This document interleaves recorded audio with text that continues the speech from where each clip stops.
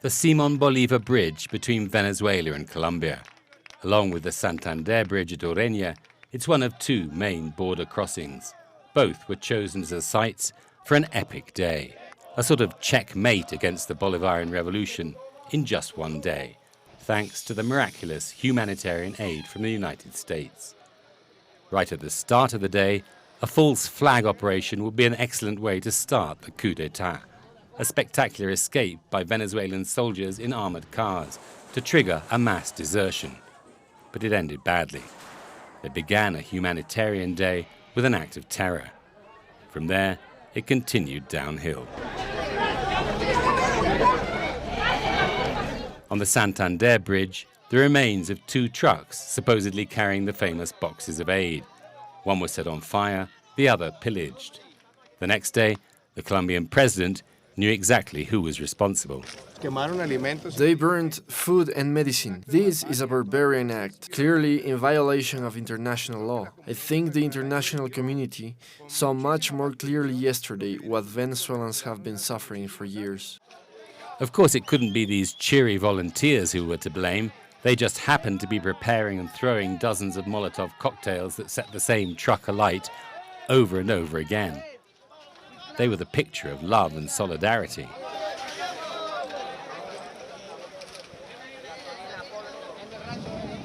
Clearly, the plan failed. Neither the trucks nor the liberators crossed into Venezuela, but for more than 12 hours the bridge was no man's land, with none of the usual customs or immigration officials to be seen. Only one person could be to blame. It is Maduro who has caused this. He is the only one responsible. Maduro must have been to blame too for what happened on the Simón Bolívar Bridge throughout Saturday morning. Venezuelan opposition supporters spent hours in face-to-face exchanges with the Bolivarian police's front line of defense. They told them about their suffering mothers and children and the fires of hell that awaited them at the International Criminal Court. Maybe they were hoping for a Hollywood finale where the troops dropped their arms and embraced their foes. Since that didn't happen, the opposition lawmaker José Olivares, in charge of the operation, took the bull by the horns. With the air of a man who knows what's needed, surrounded by his lieutenants, he led a small march straight towards the cordon of young policemen and women, a call for harmony laden with threats.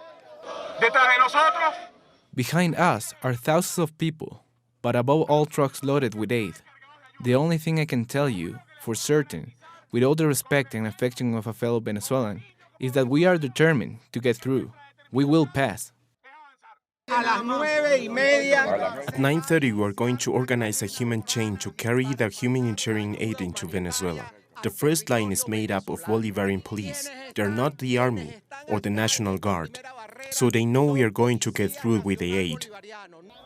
After that, Olivares disappeared, along with his lieutenants in blue jackets with emblems in English. Back came the poor foot soldiers. It was time.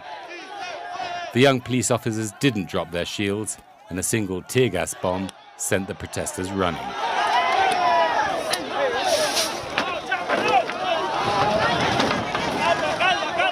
The calls for love and peace turned into stones and Molotov cocktails for several hours.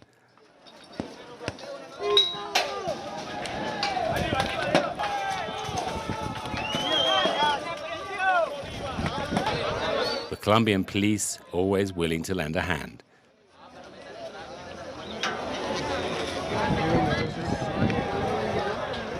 On the Venezuelan side, civilians and police joined in a combined defense, with the music of Ali Primera in the background.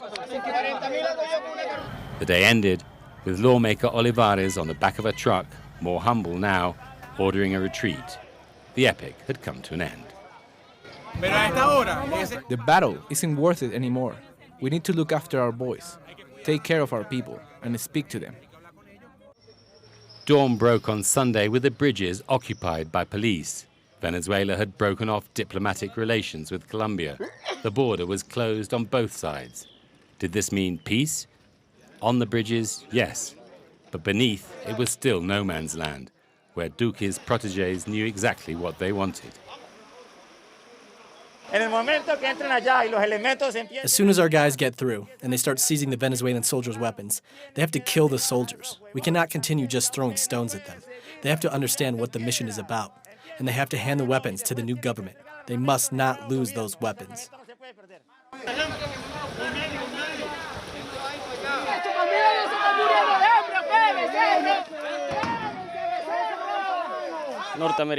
North Americans, Brazilians, Colombians, we need an army to help us there in Venezuela. They have to liquidate the armed forces. It will be 2 or 3 days of war, but then we will be done with it.